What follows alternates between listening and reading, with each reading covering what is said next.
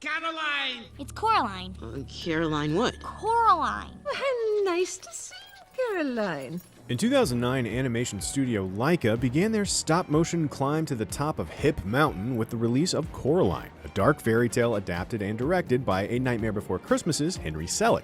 Neil Gaiman's 2002 source material is just as spooky and eccentric, but as a more streamlined novella, the line drawn between fantasy and reality is a little more defined. So, how does a weirdly frightening kids book translate into the visual whimsy of a burgeoning creative juggernaut? If you look through the hole in the stone, you'll see it's time to ask, what's the difference?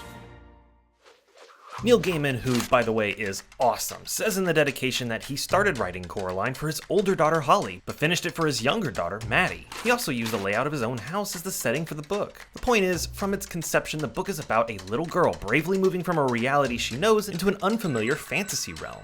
And ultimately, Coraline is an adaptation that hinges on that one thing. The broad strokes of the narrative stay largely the same. A young girl moves into a new home and discovers a doorway into another reality, one where she's presented with a saccharine sweet other mother and other father with button eyes who are not what they appear to be. And while a lot of the specifics are changed from page to screen, the film, like the book, leans into themes of fear and courage in childhood as Coraline ventures into a fantastic alternate reality. But the biggest changes in the film can be chalked up to the unique and peculiar look of stop-motion animation and how it allows fantasy to spill back into reality. For example, the book opens in the past tense, saying that Coraline discovered the door shortly after they moved in.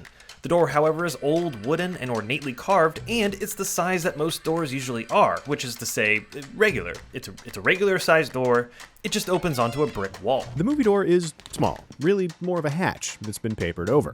Even changing the size and shape of the door, a minor alteration to be sure, makes movie Coraline's world just a little bit more fantastic, and the adaptation is littered with changes in that vein.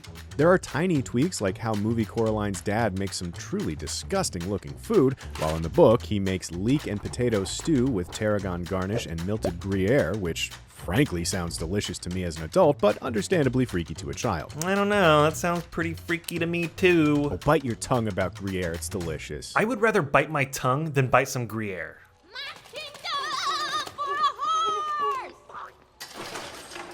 But the bigger examples are all centered around the characters. The film opens with moving vans arriving at the Pink Palace, an old mansion in the Pacific Northwest that's been divided into 4 apartments. The tenants of which are Coraline and her parents, 2 former burlesque stars Miss Spink and Miss Forcible, a strange Eastern European mouse circus operator named Mr. Babinski, and an empty flat.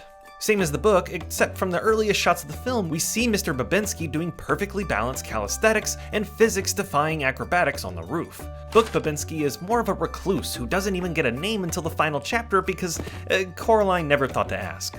Kids, am I right? Movie Babinski is round, with twig-like arms and legs. He's also blue. He just looks fantastical. And this is a good place to mention the look of everybody in general. Stop-motion animation, and particularly Henry Selick's work from A Nightmare Before Christmas to, well, even Monkey Bone, I guess. Hey, you bite your tongue about Monkey Bone, alright? I'd rather bite my eyeballs. Whatever. Look, my point is, from the sets to the character design, there was never any chance movie Coraline's world would feel real. Yes, the color palette is a little muted in the real world, but the choice to go with stop-motion in the first place and the changes Selick made to the story don't even bother trying for realistic. And in fact, the adaptation goes out of its way to include more fantasy in the reality. Ew. There's also Coraline's parents, who from the jump look a little otherworldly in stop motion, so when Coraline goes through the door, other mother and other father look mostly the same, well, aside from the button eyes. It's not until later in the film that Other Mother's appearance changes drastically. The book, however, takes pains to describe Other Mother's differing appearance, describing her as taller, thinner, with longer fingers and a paler complexion.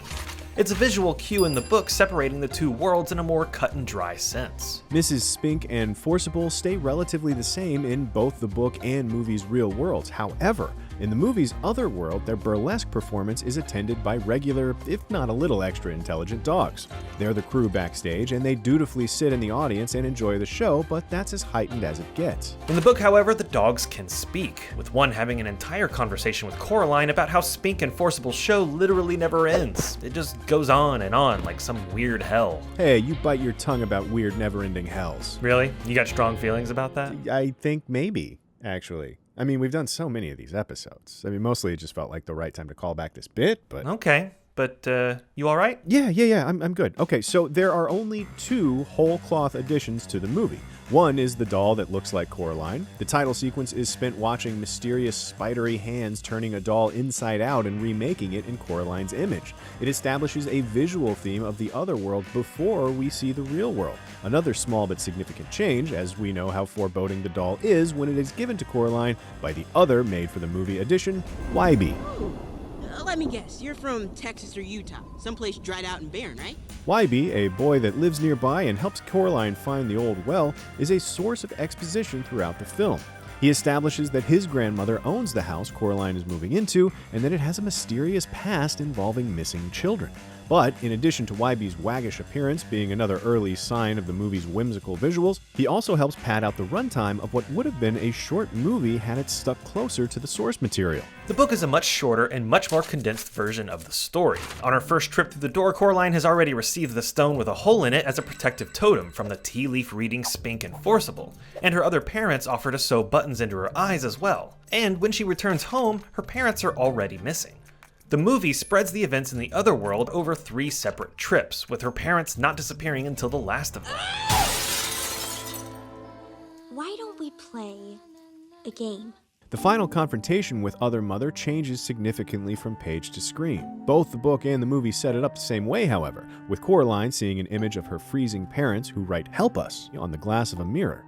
It's then up to Coraline to challenge Other Mother to a game of exploring. If she loses, she'll stay so Other Mother can love her forever, but if she wins, she gets to return home with her parents and the souls of the missing children. In the book, Coraline learns about the children from the children themselves. After disobeying Other Mother, Coraline gets locked up behind a mirror in a dark space where the ghosts of the children are trapped, long forgotten by Other Mother. It's also the children who advise Coraline to challenge Other Mother in the book, as opposed to the movie, where it's the lovable talking cat. The cat! We haven't talked about the cat at all. Mostly because, aside from taking that little bit of business from the book, Ghost Children, the cat is exactly the same, right down to most of the dialogue.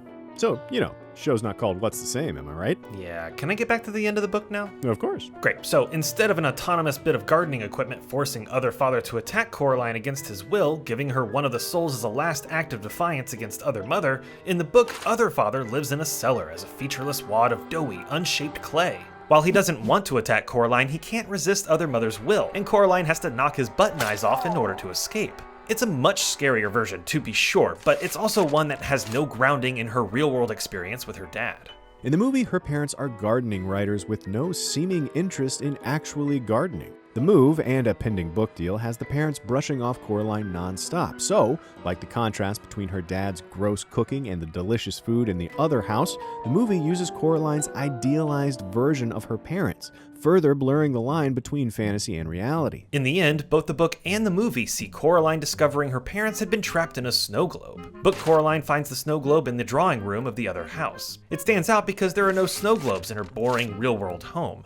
In the movie, though, the snow globes are a part of Coraline's life, representing happy memories with her parents. She unpacks them with care and places them on the mantle when they move in.